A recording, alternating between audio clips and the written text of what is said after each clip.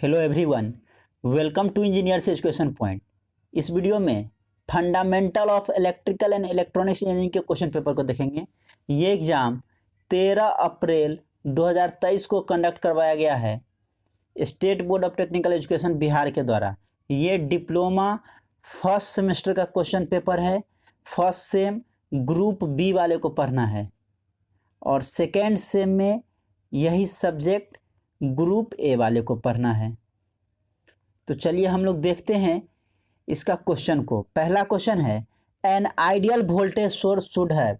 Ideal voltage source में क्या होता है, इंटरनल रेजिस्टेंस जो है जीरो होता है, ठीक है ना, जीरो रेजिस्टेंस होता है। आइडियल वोल्टेज सोर्स का इंटरनल रेजिस्टेंस जीरो होता है। ऑप्शन सी हो जाएगा 1 का। क्वेश्चन नंबर 2 है, a practical current source is represented by. Practical current source को कैसे रिप्रेजेंट किया जाता है, ए resistance in parallel with an ideal current source.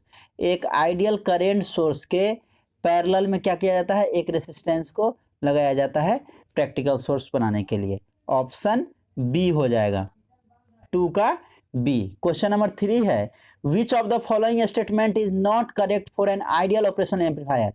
Ideal operational amplifier के लिए कौन सा स्टेटमेंट करेक्ट नहीं है, सही नहीं है। तो आउटपुट इम्पीडेंस जो है, आउटपुट इम्पीडेंस या आउटपुट रेसिस्टेंस जो होता है आइडियल ऑप एम्प का, वो जीरो होता है, इनफाइनाइट नहीं होता है। आउटपुट रेसिस्टेंस क्या होता है, आउटपुट रेसिस्टेंस जो है आइडियल ऑप एम्प का जीरो होता है, जीरो। ऑप्शन बी जो है ये गलत है।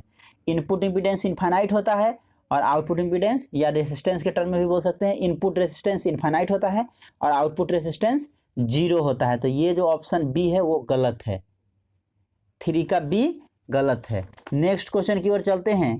Question number 4, an op amp as a voltage follower has a voltage gain. कह रहा है ओप एम्प का जो है as a voltage follower voltage gain क्या होता है, तो यूनिटी वोल्टेज गेन होता है। ऑप्शन सी हो जाएगा, यूनिटी मीन्स 1 होता है, ठीक है ना। वोल्टेज फॉलोअर का वोल्टेज गेन जो है 1 होता है। क्वेश्चन नंबर 5 है, in differential mode of an op amp. Differential mode में क्या हो जाता है, तो opposite polarity signal are apply to the input. Opposite polarity का सिग्नल जो है इनपुट में अप्लाई किया जाता है डिफरेंशियल मोड में, ठीक है ना। ओप एम्प के डिफरेंशियल मोड में अपोजिट पोलैरिटी सिग्नल को अप्लाई किया जाता है इनपुट में। 5 का ए हो जाएगा। क्वेश्चन नंबर 6 है, the expression for absorption law is given by. Absorption law क्या होता है, A plus A B is equal to A होता है। देखिए ए प्लस ए बी है तो ए कॉमन लीजिएगा तो क्या बचेगा, 1 प्लस बी। अब 1 plus B, 1 plus something is equal to क्या होता है, 1 होता है बुलियन अलजेब्रा में।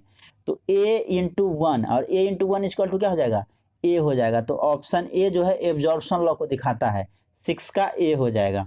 क्वेश्चन नंबर 7 है, द लॉजिकल सम ऑफ 2 और more logical product term is called.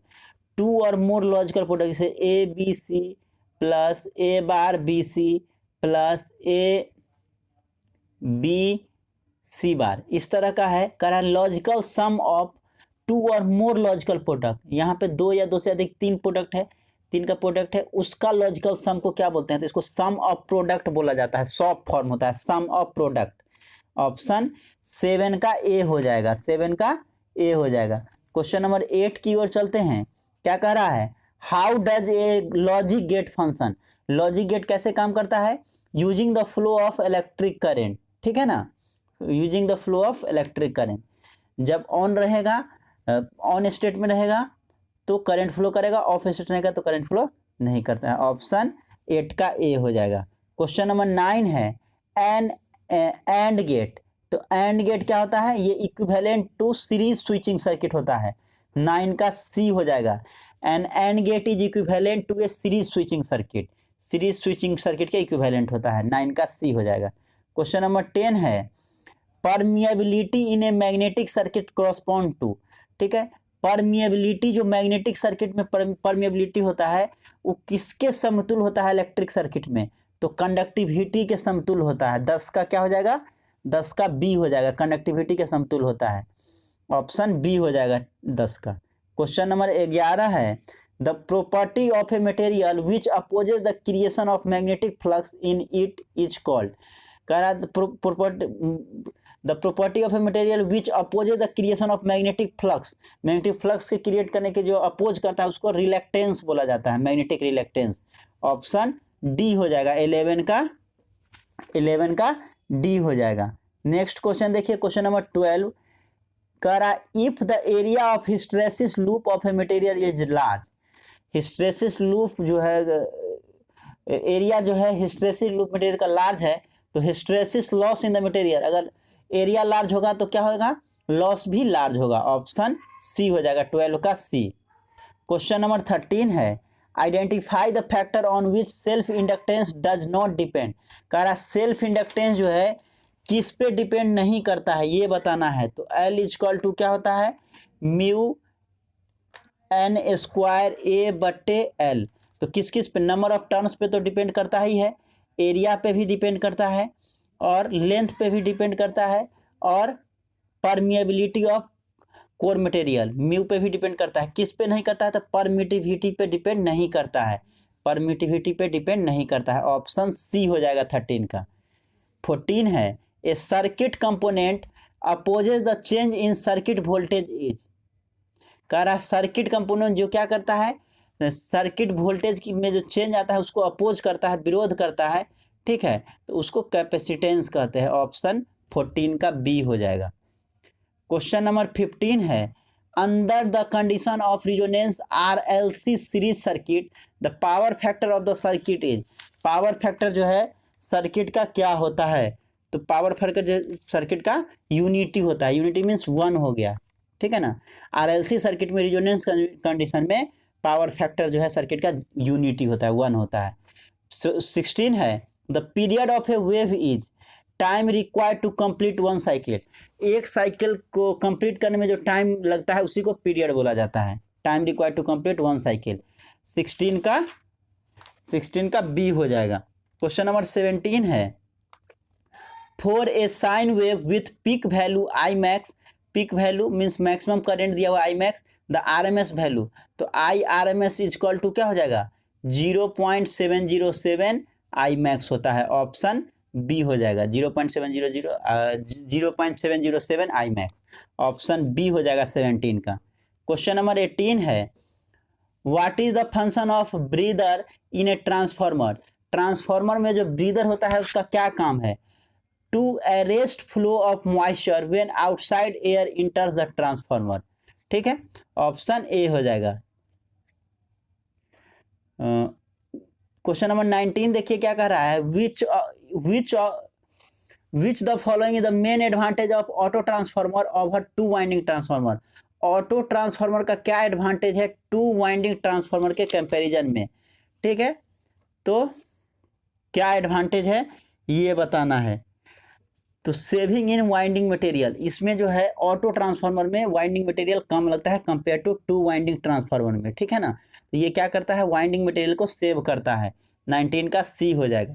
Question number 20 है the condition for maximum power in case of DC motor, DC motor में मैक्सिमम पावर का केस कब बनेगा, तो back EMF equal to होगा half of supply voltage जब होगा तो क्या होगा मैक्सिमम पावर होगा, ठीक है, डीसी मोटर में। ऑप्शन 20 का बी हो जाएगा। ग्रुप बी का देखिए जो कि 4 नंबर में पूछता है, क्वेश्चन नंबर 2 है define active component, what are the characteristic active component, ठीक है।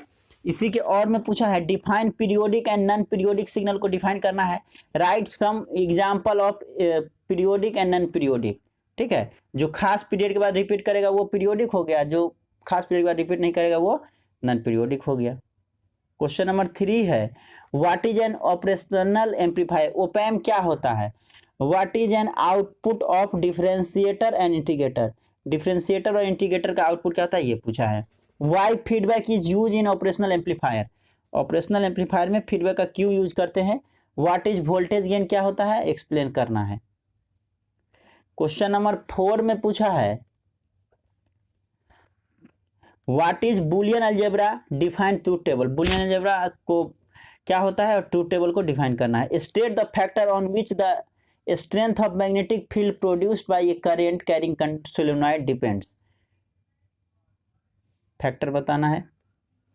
क्वेश्चन नंबर 5 है, a current carrying conductor is placed in a magnetic field. एक करंट कैरिंग कंडक्टर को मैग्नेटिक फील्ड में प्लेस किया जाता है। List the factor on which the magnitude of force by conductor depend. किस किस पे डिपेंड करेगा उसको आपको लिखना है। इसी का और है, what are advantages and disadvantage of AC over DC. AC के क्या एडवांटेज है या क्या डिसएडवांटेज है कंपेयर टू डीसी, ये बताना है। एसी डीसी में डिफरेंस बताना। What are the properties of an ideal transformer, explain it. एक आइडियल ट्रांसफार्मर का क्या जो है प्रॉपर्टीज है बताना है।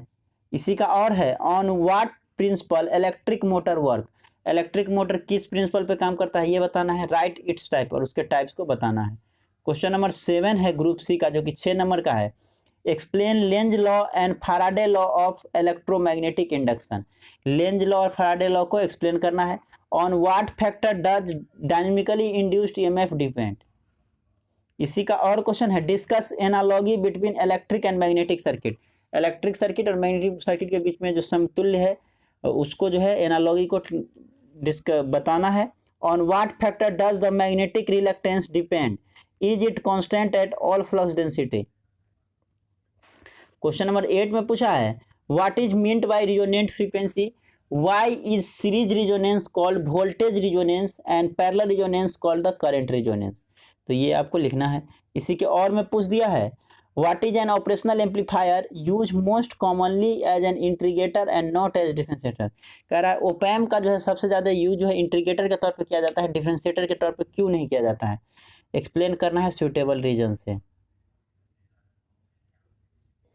क्वेश्चन नंबर 9 में पूछा है, explain with neat sketches the construction of core and winding of transformer. इसी के और में है, derive relationship between line current and phase current in a 3 phase star connected balanced load. Question number 10 में पूछा है, what is associative law, what is a 2 input NAND gate called universal gate. ठीक है, 2 इनपुट नैंड गेट को universal gate क्यों कहते हैं ये बताना है। इसका और में है, discuss Kirchhoff's law, give the condition for the occurrence of maximum current and maximum power in an RL series circuit. इसी का क्वेश्चन नंबर 11 में है, what is the effect of leakage flux in a transformer, what is transformation ratio of a transformer. इसी के और में पूछा है, what do you understand by angular velocity. Angular velocity से आप क्या समझते हैं। What is RMS value of N alternating current, explain. Alternating current का आरएमएस वैल्यू क्या होता है इसको एक्सप्लेन करना है। तो देख सकते हैं ये fundamental of electrical and electronics engineering का क्वेश्चन पेपर है, जो एग्जाम 13 अप्रैल 2023 को कंडक्ट करवाया गया है state board of technical education Bihar के द्वारा। ये डिप्लोमा फर्स्ट सेमेस्टर का क्वेश्चन पेपर है। सभी ब्रांच का जो ग्रुप बी के हैं फर्स्ट सेमेस्टर में उनको ये पढ़ना है, और सेम चीज़ जो है ग्रुप ए वाले को पढ़ना है सेकेंड सेमेस्टर में।